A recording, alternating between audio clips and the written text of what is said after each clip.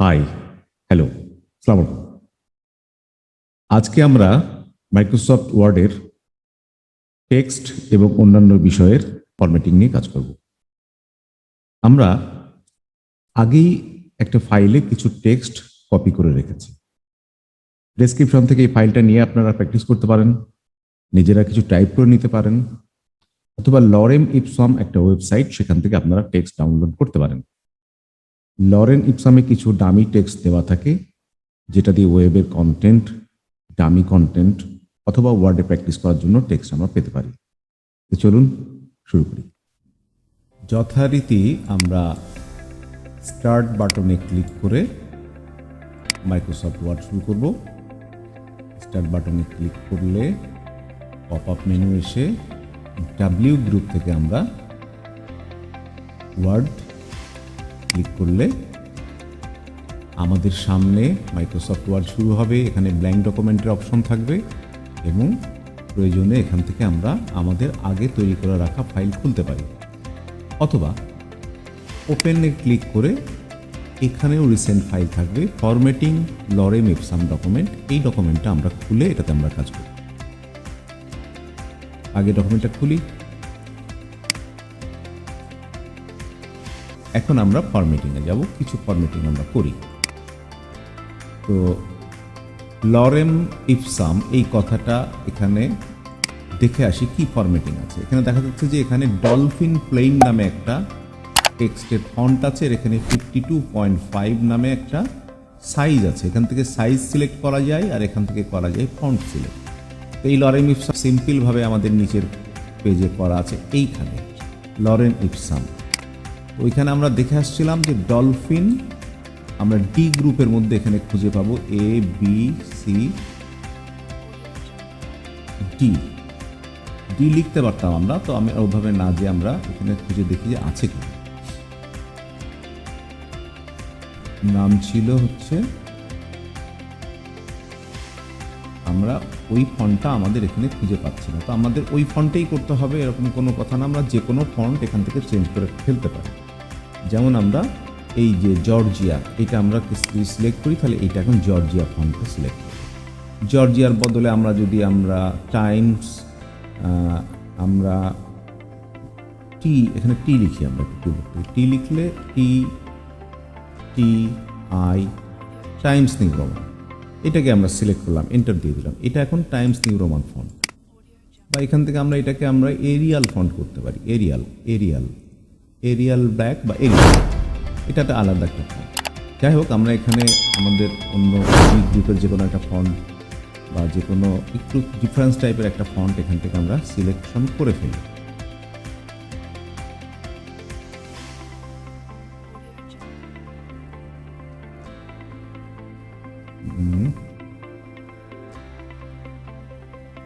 জি এটাই করলাম। এখন এইখানে থেকে আমরা এর পয়েন্ট বাড়াতে থাকি। আমরা দেখছি যে এখানে পয়েন্ট 48, হ্যাঁ 48 দিলাম, অথবা এখানে আমরা লিখে দিতে পারতাম 50.5। তাহলে মোটামুটি একটা ফরম্যাটিংয়ে আসলো, এর কাছাকাছি আমরা ধরে নিচ্ছি, এর কাছাকাছি আসলো। আবার এই টেক্সটটা আছে মিডিলে, মানে সেন্টারে। সো আমরা এই লরেম ইপসামটাকে ধরে সিলেক্ট করে আমরা এই অ্যালাইনমেন্ট আগের দিন যদিও দেখেছিলাম, আজকে আরেকবার দেখি। এটাতে হয় সেন্টার, এটাতে হয় রাইট, এটাতে হয় জাস্টিফাই, মানে দুই দিক সমান, আর এটা হবে লেফট। তো আমরা লরেম ইপসামটাকে আমরা রাইটে সিলেক্ট করে ফেললাম।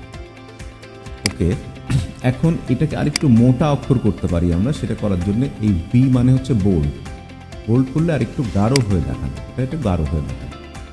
তাহলে আমি আবার কন্ট্রোল জেড করে আমি ফিরে আসি। কন্ট্রোল জেড করে ফিরে এসে আমি এটাকে যে কোনো একটা ফন্ট চেঞ্জ করি। আগে আপাতত আমরা এরিয়ালই করে দিলাম। তারপরে এটার পয়েন্টটাকে আমরা 48 অথবা নিজে লিখে দিলাম 55.5। তারপরে আমরা এন্টার দিলাম। তারপরে এটাকে সেন্টার অ্যালাইনমেন্ট করলাম।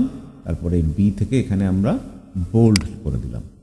এখন আমাদের এই ডকুমেন্টে ফিরে এসে এখানে একটা জিনিস দেখছি যে এই লেখাটাও আছে, ওপেন সেন্স একটা ফন্ট, এবং এটা এখানে আইটা ক্লিক করা আছে, তার মানে এটা আছে ইটালিক। তা আমরা আমাদেরটাকে একটু ইটালিক করে ফেলি। আমরা এটাকে ডাবল ক্লিক করে ওপেন সেন্স আছে নাকি দেখি, না হলে যে কোনো সেন্স গ্রুপ থাকতে পারে।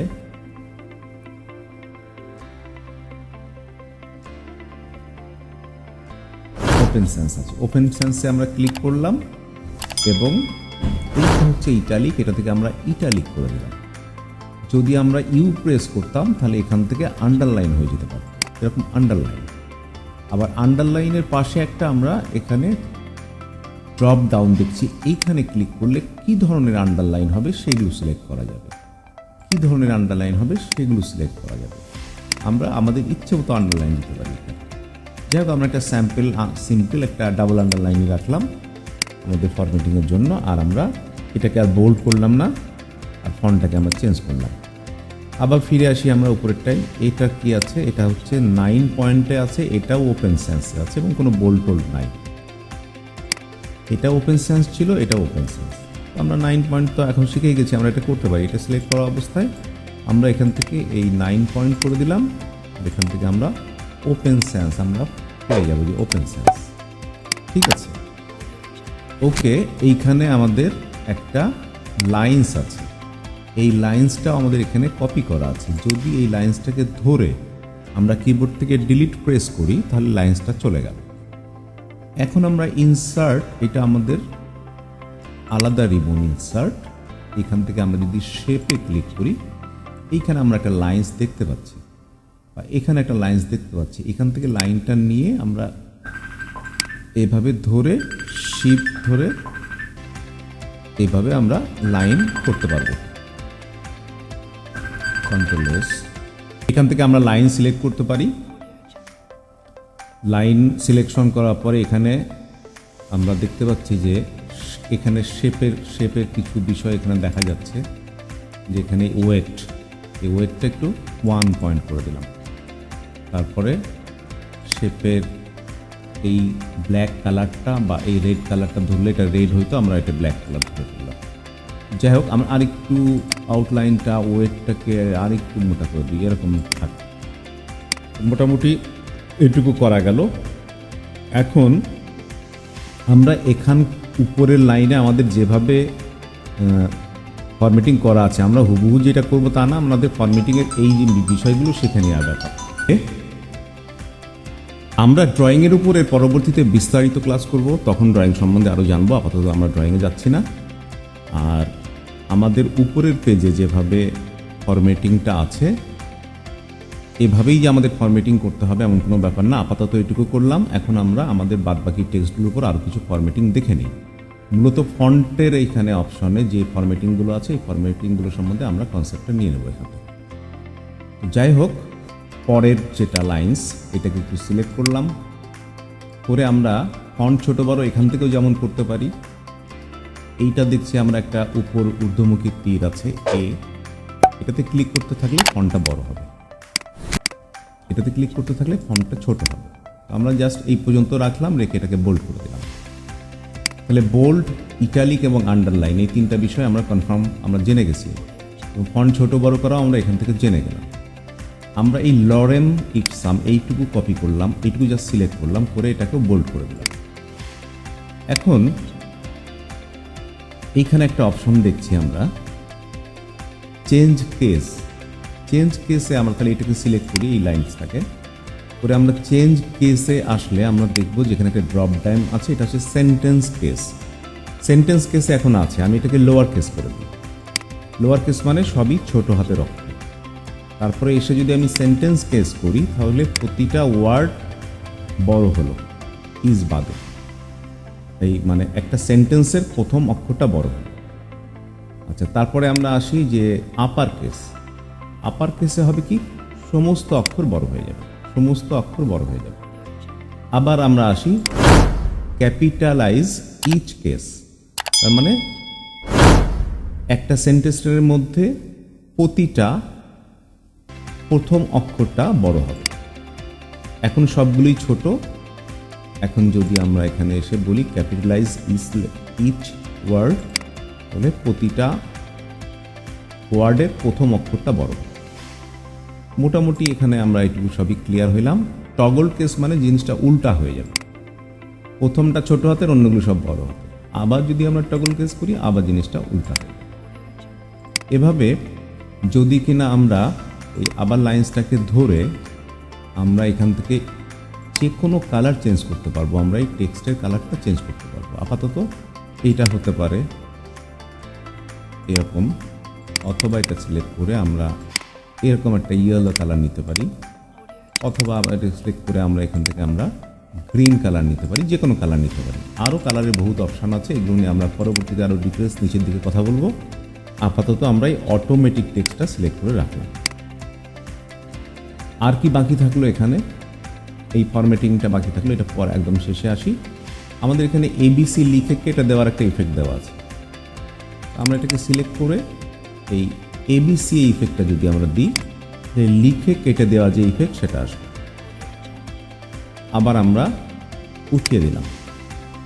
এখন x2, এক্স এর নিচে 2 এবং এক্স এর উপরে 2, এটাকে আমরা বলি সুপারস্ক্রিপ্ট সাবস্ক্রিপ্ট। সাপোজ আমরা লিখলাম O2, তারপরে লিখলাম স্পেস বার দিয়ে A2 প্লাস B2। এখন এই 2টাকে সিলেক্ট করে আমি বললাম এটা, তার মানে O2 অক্সিজেনের যে সংকেত সেটা আসবে। আবার এর 2টাকে আমি সিলেক্ট করলাম, করে বললাম সুপারস্ক্রিপ্ট মানে A স্কোয়ার। B2টা সিলেক্ট করে বললাম সুপারস্ক্রিপ্ট মানে B স্কোয়ার। তো যাই হোক, আমরা এখান থেকে এই স্কোয়ারগুলো এভাবে সিলেক্ট করতে পারি। আচ্ছা, এরপরে এই টেক্সটটা সিলেক্ট করে আমরা এটা দেখছি যে টেক্সটের বিভিন্ন স্টাইল, এরকম স্টাইল দিতে পারি আমরা। এটাকে একটু বড় করি, আরও ক্লিয়ার হবে আমাদের সামনে যে এই ধরনের যদি স্টাইল আমরা দিতে চাই, বা এখানে আরও অনেক ধরনের স্টাইল আছে, এখান থেকে যে কোনো স্টাইল দেওয়া যেতে পারে। বা এটাকে আউটলাইন করা যেতে পারে। ভিতরে এই নর্মাল আছে, তারপরে আমরা এটাকে বলি আউটলাইন। এই ফন্ট, সব ফন্টে আউটলাইন নিতে পারবে না।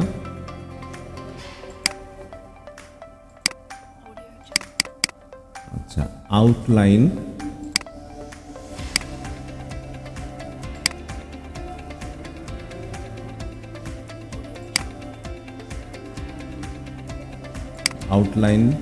আউটলাইনের অন্য একটা কালার নিল।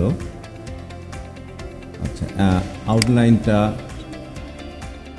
এরকম একটা কালার দিলাম। এই যে বাইরে একটা আলাদা কালার আসছে আর ভিতরেরটা আছে ব্ল্যাক।